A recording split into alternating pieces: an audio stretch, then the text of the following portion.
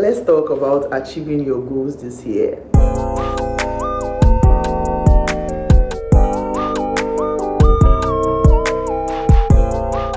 Hi there, welcome back to my channel. The name is Glory. If this is your first time watching my video, you're welcome, and if you're a returning subscriber, thank you so much for sticking to the channel. I am so grateful. On this channel I share videos about the Christian faith and lifestyle, relationship and family life, food recipes, and then musical videos too. So you're welcome to check through my playlist and watch the videos that are there. They are going to be an ultimate blessing to you, so yeah, go check it out, and don't forget to share it with another person. Today I want to share with you some tips that will help you to achieve your goals this year, especially as a Christian who is trusting God for leadings, as a Christian who is dependent on the word of God. It is important that we know that our goals will be staring us in the face by the end of the year if we don't do something about it. So if you really want to step into the things that God has said to you, so God has spoken to you, and through the speakings of God to you, you've been able to outline some things that you want to achieve this year, that you believe that God is saying to you to achieve this year. Now, what do you do with those goals, right? We've already discussed earlier in this year. I shared a video on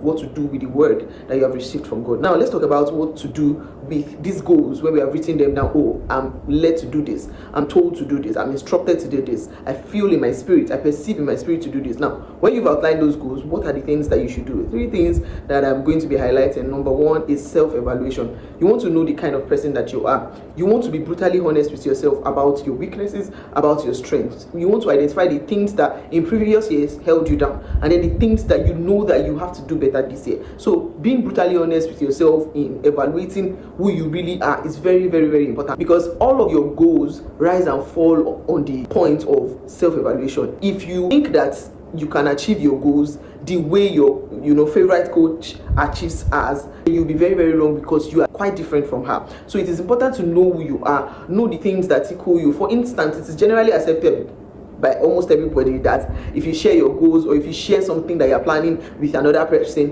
or with the world, or with the social media, there's tendency of losing momentum, of losing strength to achieve that thing. Now, for some people that is true. For some other people, they thrive in conversations, having conversations with friends that God has given to them, and when they converse with those people, the vision that is on their spirit tends to open up and tends to enlarge, and they get to understand it better when they have such conversations. So you want to know the kind of person that you are. You want to understand yourself, what tickles you, what works for you. Are you a night person? Are you a morning person? All of this knowledge that you have gathered over time about yourself, you want to evaluate yourself. What are my strengths? I realize that I'm good with this, I'm not so good with this. What were the failures that I had last year? Because for many people, the goals that you have this year are just carryover goals, and it's not a bad thing. They are carryover goals from sometimes 3 years, 4 years ago that God has placed on your spirit that you have not been able to do. So you want to see, what did I not do well in these previous years? What can I do better? So first is evaluate yourself. It is very, very important. We are still in January. You still have the time to have time with yourself and have conversation with yourself, right? You want to set yourself and say, okay,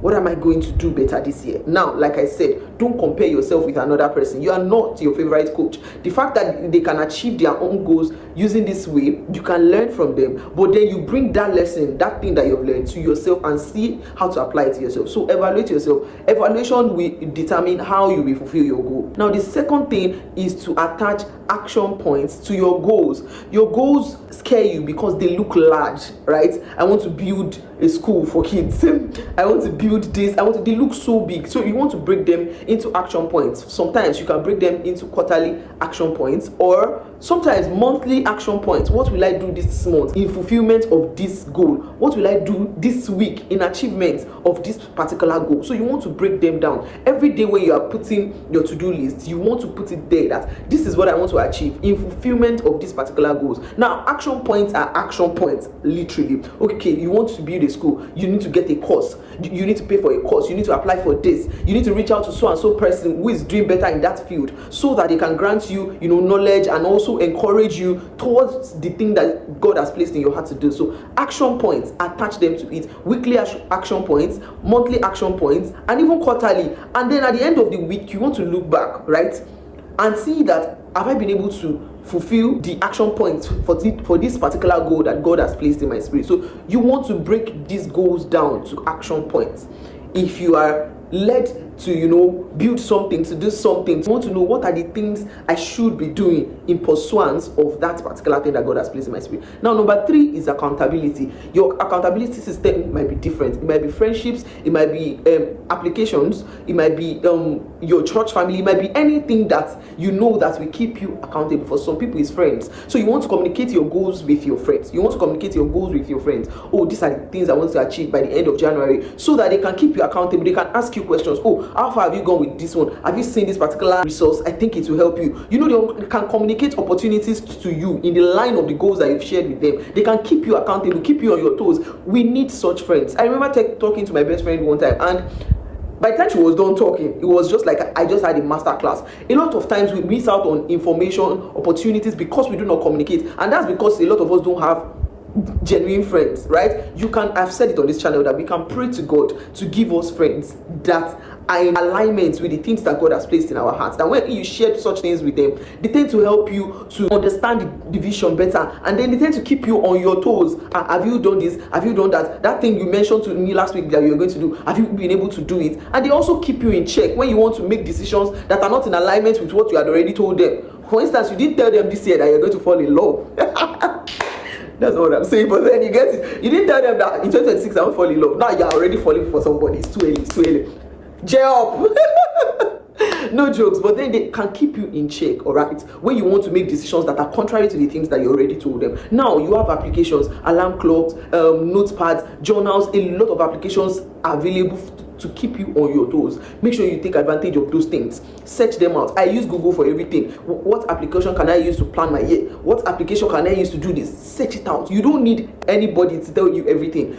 Go on Google, literally type what you need there. It will bring out a lot of resources that you can use. Also, your church family. I always tell people that God has placed us in churches, in your church family, so that you can have all the help that you need. There is everything that we need in God, and one of the systems of God is the church. So you want to be a part of what is happening in church as the word of God is coming forth. Is strengthening you the more, strengthening you to fulfill the things that God has placed in your spirit. The Bible says they grow from strength to strength. All of them appear before God in Zion. So as you come before God every Sunday or Wednesday, as your case may be, you want to take advantage of that system of accountability. You want to bring your journal to church and be like, okay, this week I've been able to do this week I will do this. It keeps you in check. It keeps you in an active relationship with God and with the people in church. So these are the 3 things I think will help you better this year. And if you've been doing it before, please keep doing it. And if you've not been doing it before, this is your time to actually employ this means to be able to achieve your goals. First of all, you want to have self-evaluation. You want to sit with yourself. Second, you want to have action points. Please do not go into the year with just a vague goal, a big goal. Yes, it's big, but then break it down into action points. Now, lastly, accountability systems. Could be your friends, could be your church family, it could be applications that can help. Please make sure that you have accountability system that keeps you in check and also spur you up to more action. I know these things I've shared will actually help you. Please put it to practice. So yeah, I hope to see you at the end of all our goals, seeing that we have achieved each one of them and that God is pleased with us. If this video has blessed you, do well to share it with another person. I'm sure it will bless them too. Don't forget to like it and don't forget to leave me a comment. I want to read from you. All right then, I'll see you in my next video. Bye bye.